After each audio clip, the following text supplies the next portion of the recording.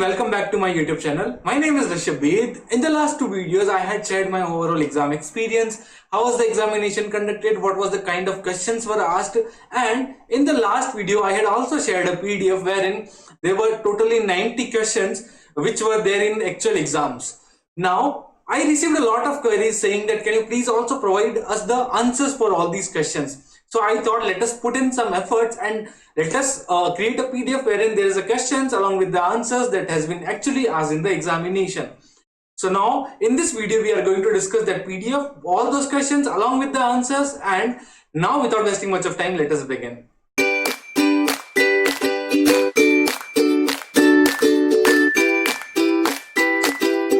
This PDF you will be finding in the Telegram channel. The link of the channel is given into the description. Please do join that channel and you will be able to access this particular document. These questions are solely based upon the memory technique, based upon the memory, and these are our actual MCQs that has been asked in mine examination paper along with some of my friends, some of the subscribers who shared their questions to me. So these questions are completely based upon them. Now let us start with the question number 1.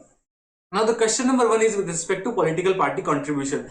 So according to the Companies Act, any company can make any amount of public political contribution to any political party. Only two exceptions are there. One is government company and another company is a company which is in existence for less than 3 years. If these two criteria are fulfilled, either of them, either government company or a company which is in existence for less than 3 years, then political contribution cannot be made by that company. Otherwise, any company can make any amount of public political contribution to any political party. The second question was based upon the calculation of managerial remuneration that is payable to the directors or managers. So what is the amount of managerial remuneration that is to be payable to directors or managers? This was asked upon a based on a case study. So the answer to this question is not applicable. Further, you can refer section 197 for this particular answer. Now, Nidhi Company net on fund, what is the net on fund and how to calculate effective capital calculation. So case study was given, effective capital you had to calculate based upon the case study. So that is not relevant. The net on fund, so minimum net on fund of 10 lakh rupees should be there in case of a Nidhi Company. Now the fourth question was remuneration in case of inadequate profit. If there is an inadequate profit, then remuneration is to be calculated in accordance with section 197, 198 of the Companies Act 2013. Now the question number 5 was SSD appointment, how many days before. Small shareholder director, section 151 of Companies Act says that a company can have maximum of one small shareholder director, and how many number, maximum 1. And the next question was how many days before. So 14 days before you have to give the notice for the small shareholder director appointment. Now the sixth question was winding up question tha, that shareholder condition for 6 months out of 18 months. So I would recommend to refer section 272 ICAI, page number is also mentioned in this particular PDF. Seventh question was SSD in two companies not in competitive business. Can a small shareholder director be a small shareholder director in more than one company? Can he be a director in two companies if both the companies are not into the same business? So we know that section 151 allows that a small shareholder director to be a director in two companies, but the another company should not be in the same business. Now the eighth question is, can central government allow compensation to managerial director who has been removed?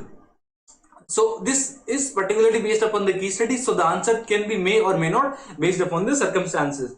Now the ninth question was power of ROC to conduct investigation. Can ROC conduct investigation under under inquiry investigation of your chapter number 4? So for this I would recommend you to refer section 213 and you will get the answer for this.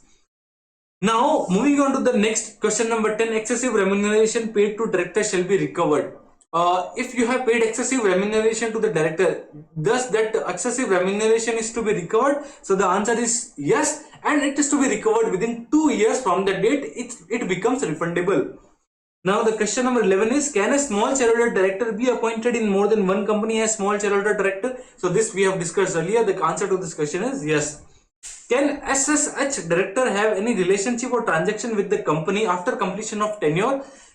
Can a small shareholder director, after completing his tenure, be associated with the company? So the answer to this question is no, and he has to have a cooling period of minimum 3 years. 3 years tak there should not be any kind of transaction with the company. Can a small shareholder director be reappointed? So section 151 directly prohibits reappointment of small shareholder director.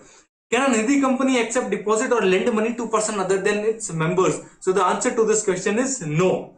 Can a Nidhi company accept deposits or lend money to person other than members? This we have discussed. Now the time limit for appeal against the order of unseality to the Supreme Court. So the time limit is within 16 days.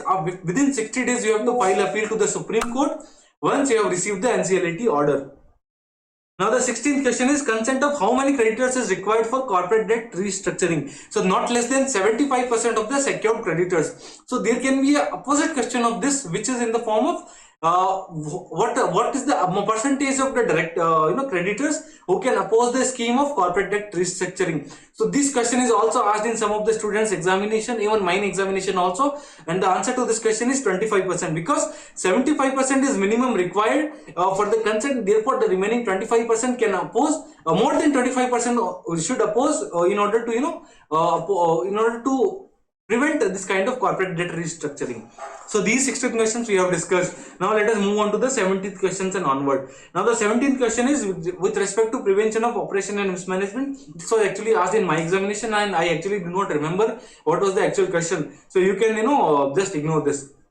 The 18th question is maximum number of independent directors in listed company. What is the maximum number of independent directors in case of a listed company? It should be 1/3 of total strength of the directors as independent directors should be appointed. Now the grounds on which ROC can send the written notice and for which it cannot send the written notice. So I would recommend you to read the entire chapter number 4 and you will be able to answer this question. Question number 20 is in which meeting disclosure of interest is required by the director. So it is at the first meeting of the board in which he participates as an interested director. Along with that, if there is any change in interest of the director, then in the subsequent meeting also he need to disclose his interest. And third is whenever there is in every first board meeting of every financial year. So these are the three conditions. These are three, I would say, the points under which circumstances the director has to disclose his interest as interested director. Now the penalty for not serving notice to a director. If you are not serving a notice to the director, then what is the penalty? The penalty amount is 25,000 for every officer who is in default. If contributories failed to contribute the capital, who is liable to pay the unpaid amount? If contributories are paid unable to pay the contribution, then who is? So you can read this particular. So big answers I'm not discussing over here. I will be just discussing the one-liner MCQs here. So these answers I have provided for your reference. Kindly go through it. Nidhi company limits paid up share capital, maximum deposits, maximum loan. What is the amount of maximum loan? What is the maximum share capital? What is the maximum deposits? The answer is given in the PDF. Please refer to this answer. Quorum in case of meeting by circulation. So this one I analyzed a lot and then I got answer from Google. The quorum for resolution by circulation is the written consent of the majority of the directors entitled to vote on the resolution. If any one of you have kind of more accurate answer for this, please do let me know in the comment section, because I was not able to find out the answer for this. Question number 25 is woman director appointment का limit क्या है? So that is every listed company, listed can be private also, a public company also. And the second point is every other public company having paid up share capital of 100 crore or more, turnover of 300 crore or more. What number of independent directors required? So every public company, every listed company, it is 1/3 of total strength of the directors. Whereas in case of other prescribed class of companies, it is paid up share capital of public company having paid up share capital of 10 crore or more. A paid up public company having turnover of 100 crore or more, public deposits, loan, borrowings more than 50 crore rupees. Only more than 50 crore, it is kindly highlight this thing. It is more than 50 crore and not more than equal to 50 crore. Alright. Now moving on to the 27th question. Small shareholder notice timeline. So it is 14 days. We have discussed in the earlier questions also. Whether private companies are required to appoint CS. So answer to this question is yes, if your paid up share capital is 10 crore rupees or more. Age limit for key managerial personnel. So it is a minimum of 21 years and maximum of 70 years. Political party contribution limit, again we discussed same as the previous question. Sitting fees to be paid to woman director. What is the amount of sitting fee that you need to be paid? So this question has been asked many times with many of my friends. So the answer to this question is a woman director should not be paid fees less than what is paid to the other directors. So woman director का जो fee होगा that should be equivalent to the fees that is payable to the other director. Okay, one more question that I received based upon this MCQ. I received that there was a director whose remuneration was increased during the year, but woman director's remuneration was not increased. Sitting fee was not increased. So is this possible or not? So according to the Companies Act 2013, this is completely prohibited. You have to increase the woman director ka sitting fee also. Now the question number 33 was question number 32 is board meeting circulation, draft minute and its approval. Kindly refer section 173. So the next two questions also you have to read the respective sections and you will be able to understand. Now the maximum number of directorship. So the maximum number of directorship is 20 directorship. Out of 20, maximum public companies can be 10, and including public company subsidiaries, this the total limit is 10, and overall combining your private limited, one person, etc., the maximum shall be 20 only. Can woman director be paid less than fee payable to other directors? The answer is no. Next question is, company did not make any transaction in the last 2 years. So this question, please be very careful. If you have been registered under section 445, then only your status will be considered as dormant company. Otherwise, you will be called as inactive company. So this MCQ was asked in my examination, and I got this answer correct. And so the answer to this question would be inactive company. Please be careful with this particular answer. Now the question number 30 is minimum directors in case of a public dormant company.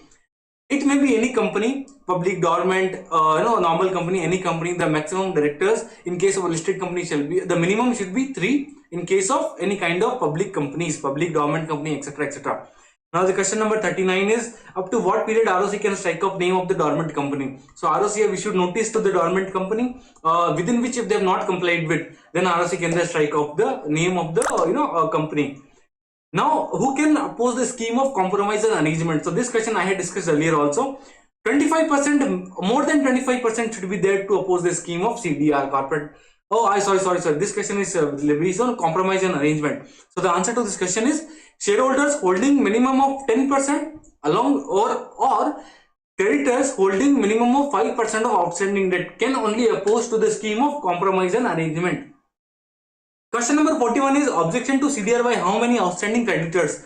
So who can oppose to the, so this question is that I discussed earlier, 25%, more than 25% should be there. So it should be 25%, more than 25%, not 25%. So please make changes. When I upload this PDF onto the Telegram, I will make this edit. Now question number 42 is, can excess remuneration be paid to the directors be waived off by the company? Company has paid excess remuneration to the director.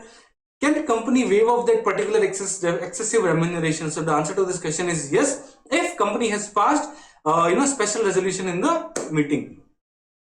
Now the 43rd question is, in whose trust the director should hold the excess remuneration? In the company's trust, the director should hold the excess remuneration. Maximum remuneration payable to non-executive directors based on calculation of effective capital. Case study was given. We had to calculate the effective capital, and we also have to mention that what is the amount of maximum remuneration that can be paid to this particular director. Question number 45 is penalty for SEBI insider trading. Penalty is given over there. Please give it a read. For question number 46 is maximum number of committees in which directors can be part of. So director can be part of maximum 10 committees and maximum 5 committees. Out of those 10 committees, he can be a chairperson.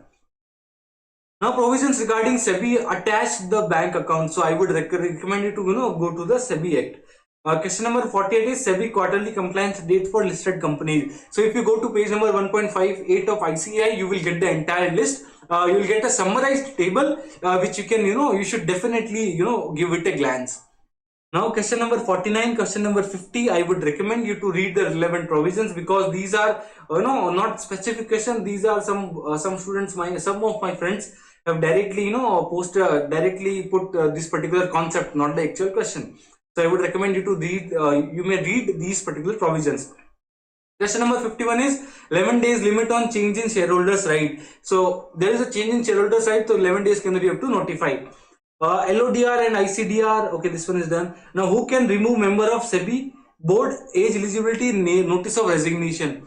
So who can remove members of SEBI? Central government has the power to remove. What is the maximum age? Maximum age is of 65 years. Notice of resignation, minimum of 3 months notice is to be given by the member who is having desire to retire after 3 months. So minimum 3 महीने का notice period you have to give. Question number 53 is penalty for unfair trade practices. So the penalty is given over here. Please give it a read. ICDR minimum applicable amount to be specified. Read page number 1.117 of ICE study material. You will find more concepts related to this particular point. Now IPO to be open for minimum and maximum time limit. What is the minimum and maximum time limit for which IPO shall remain open? So minimum of 3 working days. Please be careful. It is 3 working days, not 3 days. And maximum should be 10 working days. Now moving on to the next question.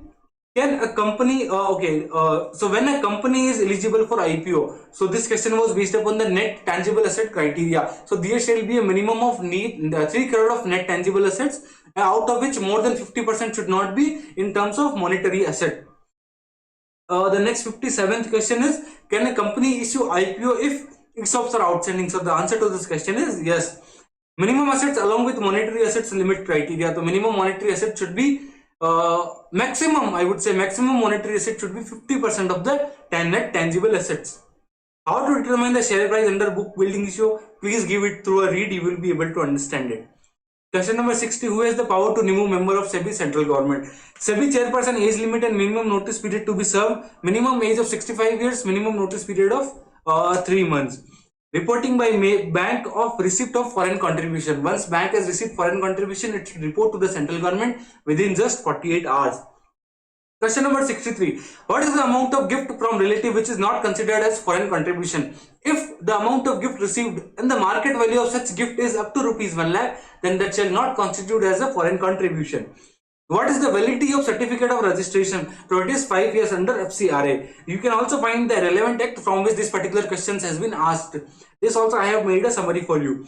Now the cooling period for which certificate of registration shall not be granted in case of breach of FCRA regulations. If you are a trust, you have breached FCRA regulations. So there should be a minimum of 3 years of cooling period up to which you will not be able to file a fresh certificate of application for fresh certificate of registration. Now, is order of direction by central government to the banking authority is binding on banking authority? So answer to this question is yes. Now moving on to the IBC questions. So the question number 57 is financial creditors before filing application to IBC shall send intimation to whom? So if you are a financial creditor, you are filing application to the adjudicating authority IBC. You should first intimate to the corporate debtor. Question number 68 is, to which operational creditor notice is to be served? Operational creditor who is having more than or equal to 10% of total outstanding debt, they are eligible to receive the notice for the meeting of the creditors, but they are not entitled to for voting over there. Many time limits like public notices, etc. I would recommend you to refer the entire IBC chapter, because this chapter is having a very good weightage. Somewhere around 10 to 15 marks of weightage is there from this particular chapter. Who can be appointed as provisional liquidator, company liquidator? The person whose name is registered with the IBBI database, that person can be appointed as a company liquidator or provisional liquidator. Time period to respond for the demand notice sent by OC to the corporate debtor under IBC.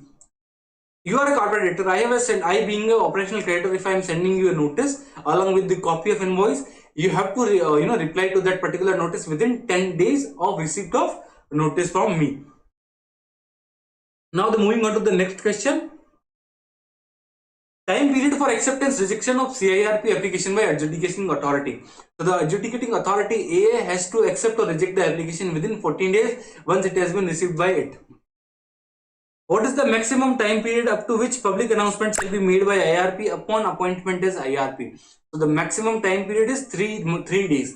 Once you have been appointed as IRP, you have to make a public announcement saying that for the filing of claims from the general public. So the maximum public announcement you have to make is within 3 days from the date of your appointment as IRP. How many creditors' consent is required to dispense of the meeting of committee of creditors? So it is 90% of creditors approval is required. Banking authority to file application of CIRP to whom? Adjudicating authority. Question on identification of corporate liquidator or company liquidator or corporate debtor. Case study was given based upon which you had to identify who is a CL or who is a CD. So this answer we cannot predict, and this is completely based upon case study. Question number 77. Now these questions are based upon FEMA. Just some 8 or 10 questions more left, and we will be winding up the session. Now question number 77 is maximum commission for real estate. So maximum commission would be 25,000 rupees or 5% of the inward remittance that is coming inside, coming into the India. So the maximum commission is higher of both of these amounts. External commercial borrowings, MAMP, these guidelines, these entire table is given on page number 1.34 of ICI study material. Please refer to that table. Now CG approval if prize money for sports activity is more than specified limit. What is that limit up to which central government approval is not required? So the limit is up to 1 lakh US dollars. If you are paying prize money of 1 lakh US dollars, then there is no need to have approval of central government. But apart from this, there is also certain kind of applicable rules are there that you need to read once again.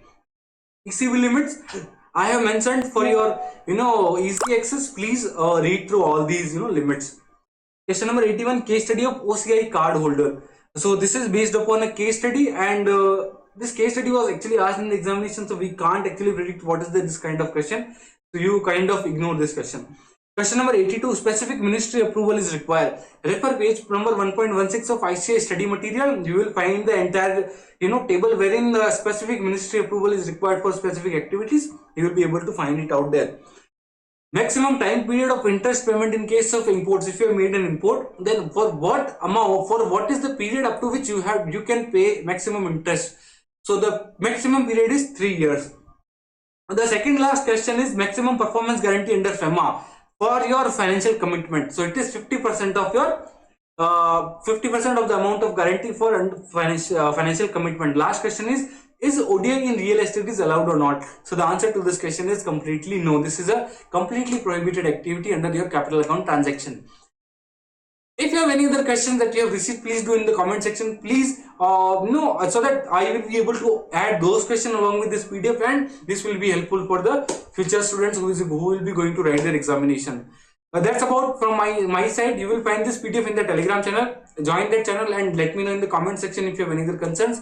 Thanks a lot for watching.